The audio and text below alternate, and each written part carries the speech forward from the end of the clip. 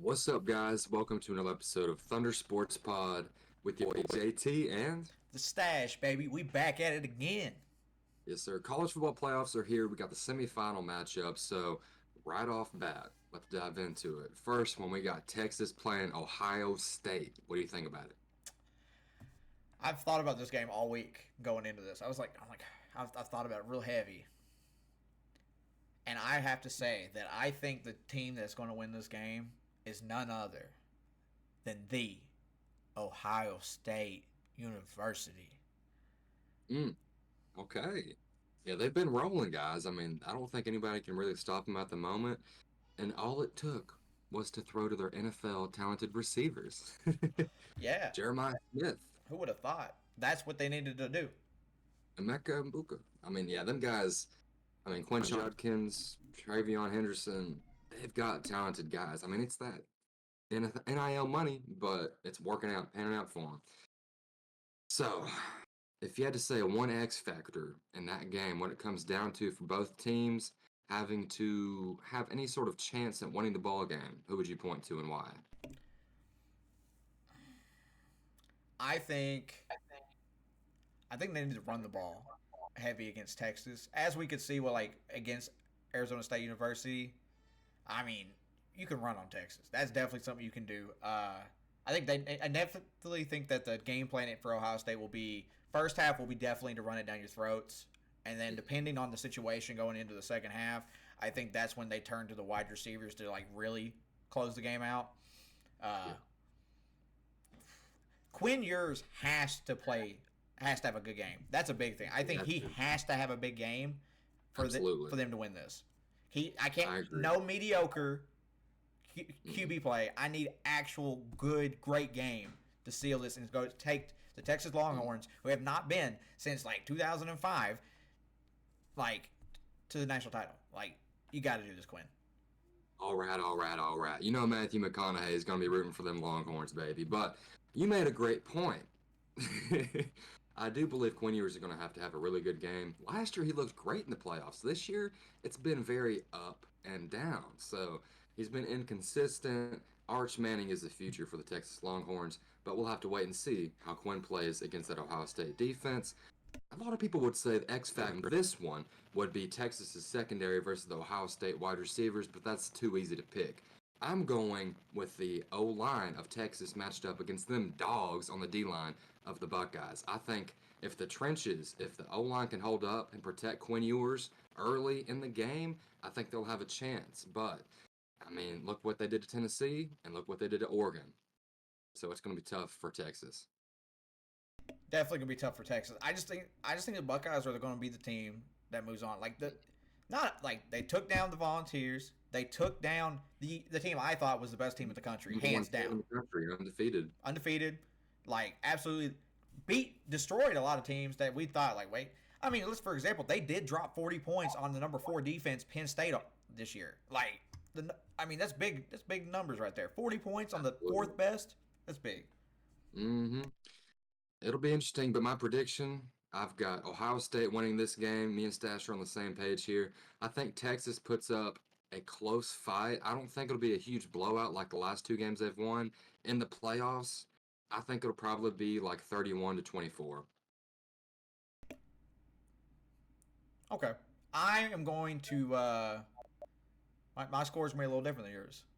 Mm, My score is going to be 44-24. okay. I Ohio State. respect it. Gotcha. Yeah, we both got Ohio State advancing to the college football championship game. Now, let's talk about the other semifinal game real quick. We got Penn State taking on Notre Dame in this one. Who you got? I thought about this one. Kind of tough. So Penn State has looked really good this last week. I think they got a wake up call after getting smacked in the mouth by Oregon. Uh, Notre Dame though put up a big fight. I think it also. Do you think that the side note for example? Do you think Georgia wins that game with Carson Beck? No, No. Okay. I I don't was think so. curious. We hadn't talked about that a whole lot, so I was curious. So even with Carson Beck, we still think Notre Dame wins that game. Okay, we're in agreement then. I still think that. I just wanted to clarify on that real quick. But if I'm picking a team here, Penn State versus Notre Dame, I think both teams are pretty equal. If I'm being real, I think both It's teams. gonna be close. Yeah, I think it's going to be a super close game, probably like a 3 or less points difference. If I had to choose, give me the Fighting Irish. Mm, I'm, okay. I'm gonna take Notre Dame Fighting Irish on this one. I think they're trying to prove everybody wrong. They're trying to shut out the haters, Mhm. especially after that loss to Northern Illinois. So I think that's a big issue. And imagine that. Imagine like this team wins the national title with a loss to Northern Illinois. That's gonna be crazy to think about. That would be wild. Absolutely bonkers. But if there's an X factor like the other game in this one, who would you say it would be, or what would happen? Uh, I think Notre Dame's defense looked better last week than their offense. If I'm being honest, I was impressed with what they could do against Georgia's offense. Georgia's defense was tough. Don't discredit to the offense and what they were able to accomplish. Absolutely. But like one of their touchdowns was on special teams. Like there's different things to that. Uh, so I think that Penn State's defense has to show up. They can't Mhm. let any of these big plays happen. I think they had the defense to do it, but I'm taking I got to take the Irish on this one. I just have this feeling they're going all the way. Absolutely. I'm in agreement with you. We're 2 for 2. I think the Fighting Irish are a team of destiny this year, and they'll be making it to college football championship game to face Ohio State. But the two X factors for both teams, in my opinion, for Penn State at least, 2 words. Abdul Carter, the star defensive end for Penn State, he has to play great in this game for them to have any sort of chance against Riley Leonard and the lead Fighting Irish. But on the opposite side of the ball, speaking of Riley Leonard, he has to play good. In the last game he played, in the previous round, he played good but not great. He made the plays when it mattered the most, but he did not light up the scoreboard. So I think he's going to have to make crucial plays down the wire to make it to the championship game. And honestly, Notre Dame's defense is honestly pretty underrated this year. Their pursuit, tackling, they don't give up a lot of huge plays and critical errors like you see some defenses come playoff time. So that's a big part of it as well. What's your final score on this? Ooh, Notre Dame. I'm gonna say Notre Dame 30-27. Okay, so a 3 point game. All right, I like it. My final Mm, score is going to be 21-24 okay, Notre Dame. I like I that. don't think I think the defense is going to show up. Mm, I don't think it's so. That's my take on it. I think it's going to be a little less scoring, only on the fact with these defenses. absolutely. I was thinking the same thing, but I think there'll be 1 or 2 special teams plays that really get both sides going. That's fair. That's And definitely fair. man, I would love to see Notre Dame take on whoever wins the Ohio State Texas game. That would be an awesome matchup. But Oh there you yeah. have it, guys. We got Ohio State and Notre Dame advancing to the college football championship game. So let us know, do you agree or do you disagree with our predictions? They're right. Absolutely. So we also have NFL play. So we'll go ahead and start off with the AFC Round 1 Wildcard Weekend matchup. We got the Houston Texans taking on the LA Chargers. Who do you got in this one? So I like this matchup real heavy. I think this is actually going to be a good game. I think it would have been better if the Texans had some of their other weapons that they like to use, like Mm-hmm. Tank Dell, so and Diggs. I On mean, D. got him for the season, and Yeah. he's already done. Um, Yeah. I think with the addition of getting J.K. Dobbins back for the Chargers, I think that's what's going to help them really push through. I think the Texans' defense has been really good this year. I think Daniel Hunter and Will Anderson have been a great combination for that defense this year. So I really liked it, but I don't think. And the Chargers had the number one scoring defense all year. Let's not take that in discredit. They've had a good defense. So I think the Chargers win this game. Uh, Mm, Mostly because I think that the Texans defense will get wore out uh, and from being on the field more because of having no weapons to throw to. You have Mixon, who's good. Don't get me wrong. He actually really impressed me this season because I did not think he was going to have the type of season that he had. But yeah, give me the Chargers in this one. I totally agree. We're on the same page with this one. I mean, when it boils down to CJ Stroud, truthfully, has had a sophomore season slump. And it's pretty evident. He's still playing decent, but not to the magnitude of what he was playing last year in his rookie season. I think a lot of that is because people have tape on him. They know his weaknesses and how to attack him. But the Chargers guys, Justin Herbert is on a mission. I just like them. Their offense is playing lights out. Harbaugh is getting the best out of the offense and the defense at this point in the season. And Houston, they have not shown me a reason to pick them in this ball game. So even it's Houston, it's at home. You might have a chance. I don't like it though. I'm going with the Chargers in this one as the upset. I think The upset. Herbert's going to get his first playoff win. That would be nice. That'd be pretty cool. But we're on the same page with this one. Going on to the next game though, however, we got the Ravens taking on the Pittsburgh Steelers. This game I've been thinking about since it got matched up. I'm like, okay. So they split the series during the regular season. Let's not take that out of context. I mean, it did happen. I think the Ravens defense is very, how would I put, risky. They got some playmakers, don't get me wrong, but they've been kind of like, people have thrown on them all year. Big games. I mean, if it wasn't for their offense, they would have probably, their record wouldn't even be what it is. If just relying on the defense this year. So I'm kind of almost fraudulent comparatively, is what I would say with the Ravens defense. A little fraudulent. They're not bad, but like their DBs are awful. Nate Wiggins is like the best DB that almost they have, and it's his rookie year. Humphreys is good too, but Yeah, Kyle Hamilton.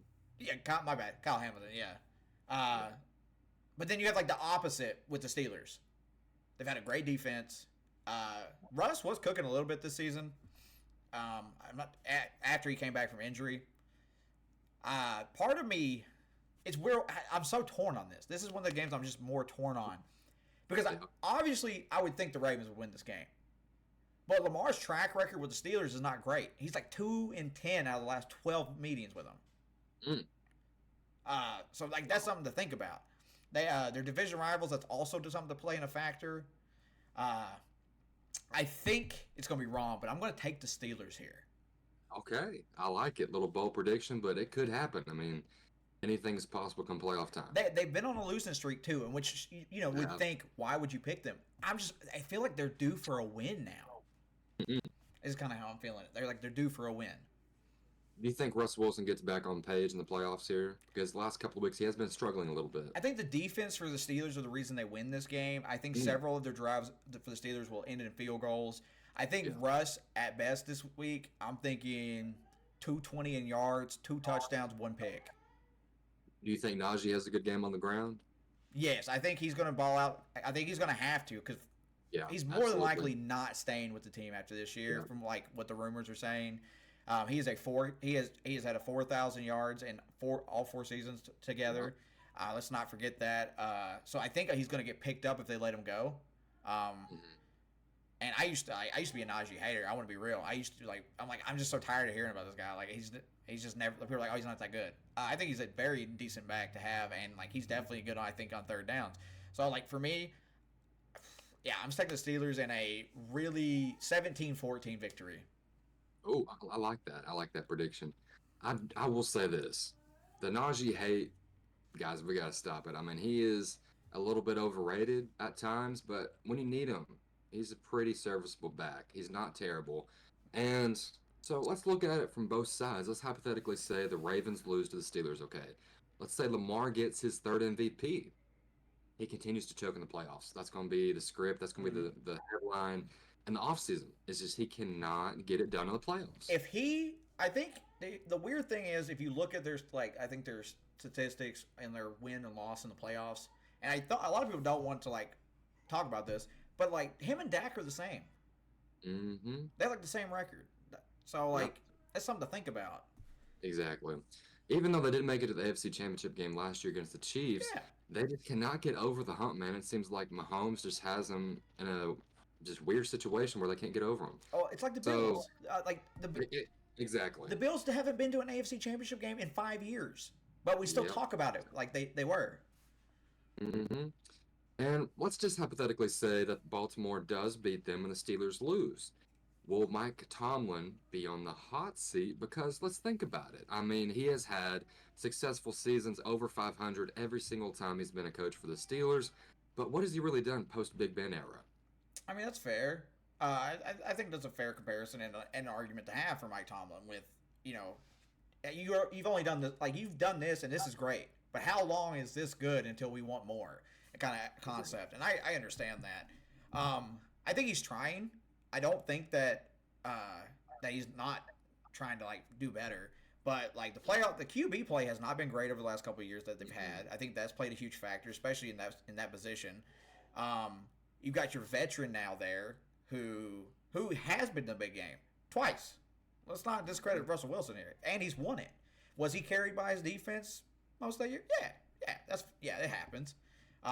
Is he being carried by his defense this year? Yes. So I mean, this is something to take into consideration with it. I don't think he's on the hot seat yet. I think if they don't at least win a playoff game in the next 2 years, this year included, maybe he's on the hot seat. But until then, I'm not worried about it. I would agree with that. I think it does raise an eyebrow if he loses to the Ravens in the playoffs of the first round this year, but I don't think it's enough to get him fired because, I mean, he's got 2 Super Bowls to the city, and he's very beloved. So it would take a lot to really fire him, but we'll have to wait and see going forward. Also, a huge headline going into this match: will Zay Flowers be available for the Ravens or not? It's looking like he might miss this game, and that will be huge for the Steelers if Zay Flowers is not able to go. That's my fault. I take full responsibility for Zay Flowers' injury. I was watching him play. I was like, man, I've been a Zay Flowers hater. I'll be real. Like he got over 1,000 yards. He's like the first wide receiver since Lamar's been there to have over 1,000 yards. Which I talked about at the beginning of the season is they've never had 1,000-yard receiver in fantasy. Like he's never had that. Yeah. And then he got hurt right after. I was like, no. I was just praising you, man, and you went down. I'm like, you can't do that to me. I will. Yeah, it's brutal. I will say this though: 2 players for the Steelers that have to play great in order for them to win, in my opinion.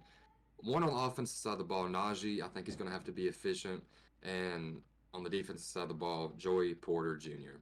I think he's got to be able to lock down that side of the field if Zay Flowers is able to go or not.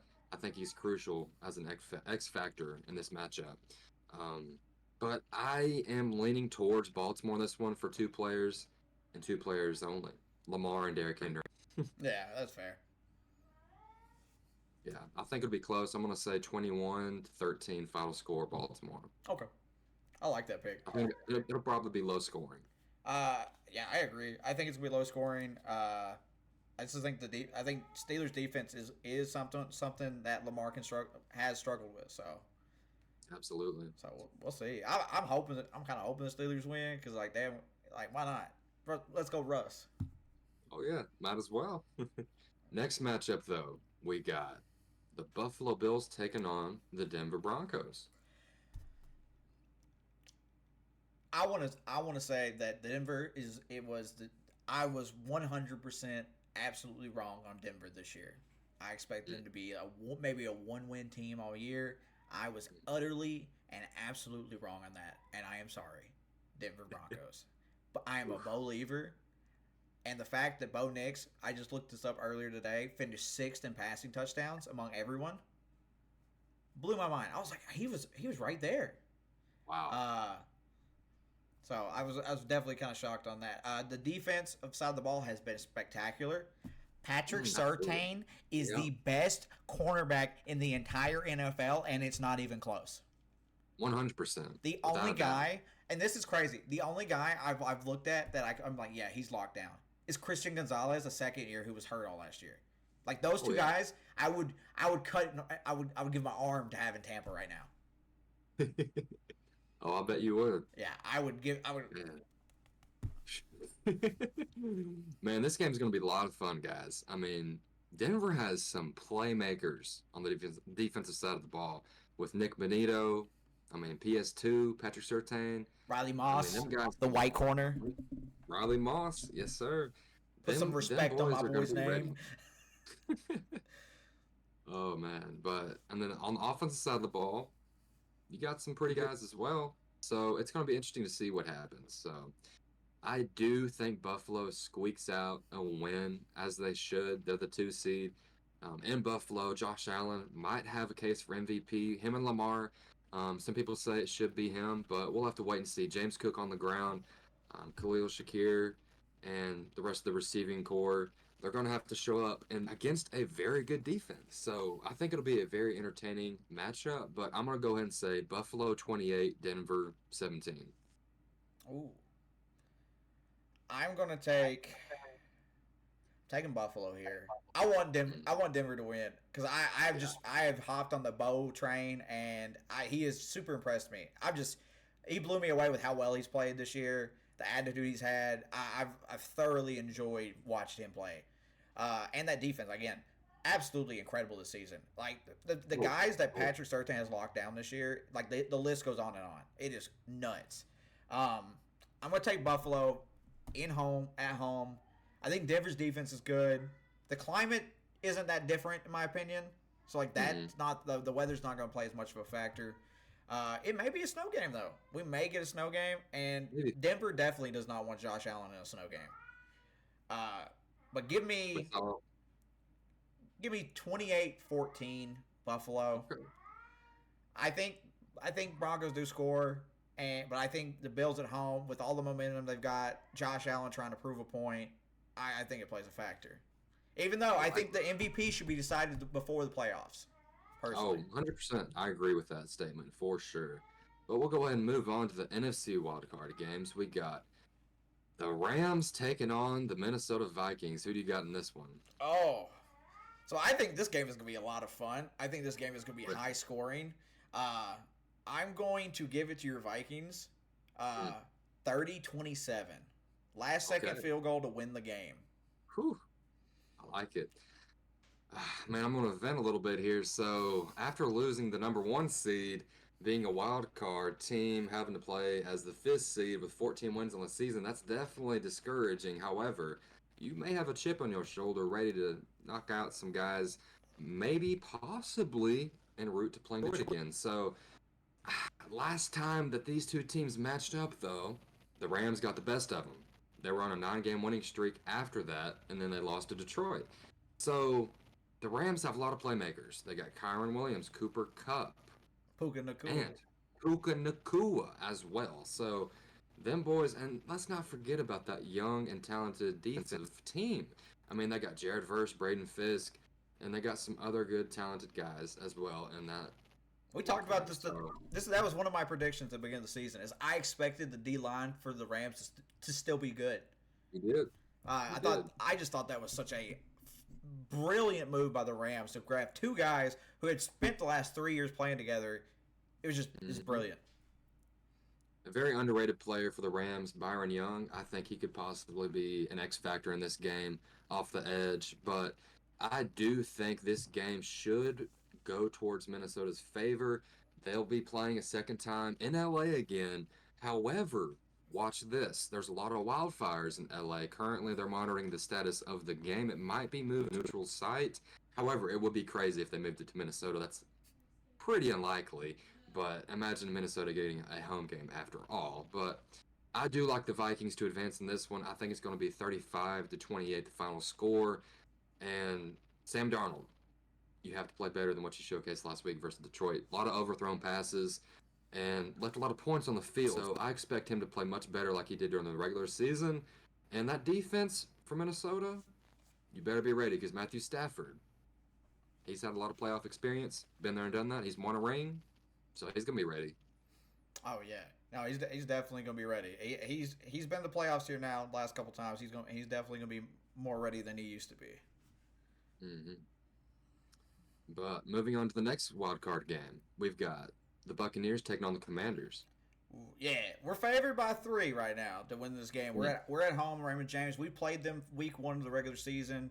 The final score was 37-20. They scored like with 50 seconds left or something in the fourth, so it made it a little closer. I think Jayden Daniels has been a stud this year. I think he's definitely improved since we played him. He is great. Probably gonna win Rookie of the Year for the most likely. I think that he is gonna have to play really good for them to win this game, for the Commanders to win this game, which he definitely possibly could. We got to see him kind of like grow over the season after we played him. Uh, but I think for my X factor for the Commanders is Jaden has to start cooking. Our defense, the Bucks defense, is not great. Like you have certain moments, certain parts that are good, but like the DB situation at corner is just so undermanned in retrospect. Uh, and that's hurting us really heavy this season. It has all season. Have we managed to do better after that? Yeah. I think since our bye week, we've only given up 9 points in the second half, all field goals, and that was week 11. Wow.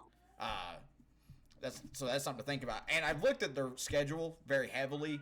They only have 2 wins against teams above 500. The Commanders do, which if technically it was like the last week of the season they went over 500. That was the Bengals. They beat the Bengals in week 3 when the Bengals were on their slump, and then you had so that's something to think about. They beat Philly when Hurts got injured, so he left and they ended up coming back and winning that game, which is still even if he got hurt, you still won the game. That's important. Absolutely. They also have the 30th worst rush defense. Ooh. And when we played them originally the first week of the season, we weren't running the ball, really. We were throwing it. So now they have the 30th worst defense, and now we have Bucky Irving playing like Bucky Irving. Exactly. So I think if the Bucks are going to win this game, it has to be. It's not going to be Baker and Mike. It's not going to be Kate Otten. It's going to be Bucky and White are probably going to have to carry us in this game. That's how I'm seeing it right now. For me, that I'm looking at probably like a 28-21 victory for the Bucks. That's kind of how I'm looking at it. I think it's going to be a little more than the 3-point score, but it's still going to be a 1-score game. Absolutely. I think for my take on this, it's going to be really high scoring, like you mentioned. Not great defenses for either side, honestly. So I got a hot take for you. I think Jaden Daniels has over 150 yards rushing on the ground. And Bucky Irving has 3 total touchdowns on the day. I can see that. So I'm going to go ahead and say that Tampa Bay wins this 42-38. I think it'll be really high scoring. Whoa. If it is, I'm cool with that. 40-point game. Absolutely. But I'm looking forward to the brawl between Marshawn Lattimore and Mike Evans once again. I can't believe we're getting this in the playoffs. Guys, this is going to be must-watch TV. Get your popcorn ready. He is injured, and they're trying to see if he's going to be able to play. He may or may not play on Sunday. Wow. Man, imagine if he's ready to suit up. That will be cinema. Absolute cinema, guys. We got to see it. Bucky Irving with a 40-yard run. Marshawn Lattimore and Mike Evans brawling on the sideline. WWE style. Definitely. Oh, man. But going on to the last game of Week 1 playoffs for the NFL, we got the Philadelphia Eagles taking on the Green Bay Packers. So, I was kind of hesitant on this game. It is informed that Hurts is practicing today, so I'm going to take the Eagles in this. Jordan Love got injured in the game against the Bears, and they also lost Watson for the playoffs. I like Romeo Doubs a lot, but I don't think he can carry a receiving core just yet, if he ever will. I think Josh Jacobs is still a top 3 running back in college in football right now, 100%. Top 3, 100%. I think he will have to be a workhorse, but I will say the Eagles defense has looked good. But I think their D line's good, but I've actually been really impressed with their DBs, which is where they've struggled the last couple of years. Yep. They've really impressed me with the Quinyon Mitchell and Cooper DeJean pickups. So I think that's going to play a factor against Jordan Love as well. Depending if he even plays. I haven't seen the full injury report on his hand and everything just yet. But I'm thinking Saquon's going to have at least 2 tutties in this game. And I think Hurts will as well. So I'm going to take 28-17. I'm going to take Philly. I like your reasoning with that 100%. I think Saquon's going to have a monster game on the ground. And honestly, guys, if you look at it, the matchup between Philly's O-line and Green Bay's D-line, it's ridiculous. I mean, that's one of the most crazy mismatches in the entire round 1 of the playoffs because that side of the ball, I mean, it is just ridiculous how much better they are in the trenches, in my opinion. And plus, the Packers are banged up. No Jair Alexander. He got shut down for the remainder of this season, which he could have played his last ball with Green Bay this year. We'll have to wait and see. But I think a huge question mark is if Josh Jacobs and that running game can get started early and often versus that tremendous Philly defense. Like you mentioned, that secondary, Cooper DeJean, Quinion Mitchell, the rookie phenom tandem, they're playing great ball right now. And I think they'll continue to ball out versus that Green Bay offense without their star wide receiver going down last week. So it's going to be interesting to see how it goes, but I've got Philly winning this one 31-10. 31-10. Oh, big win. All right, Yeah. all right. I can. I'll be real. Depending on the injuries and stuff, because if Malik Willis wins them this game, I don't know if Jordan Love's getting his job back. Yeah, I would assume Jordan Love is 100% going to play, even if he is banged up a little bit, because the playoff game, that means a lot for Green Bay to have him out there. But Malik Willis has shown that he can provide serviceable time when Jay Love is out, but Love is not going to miss this game because of a hand injury, in my opinion. It was his throwing hand. He's got to be able to throw the ball. That's true.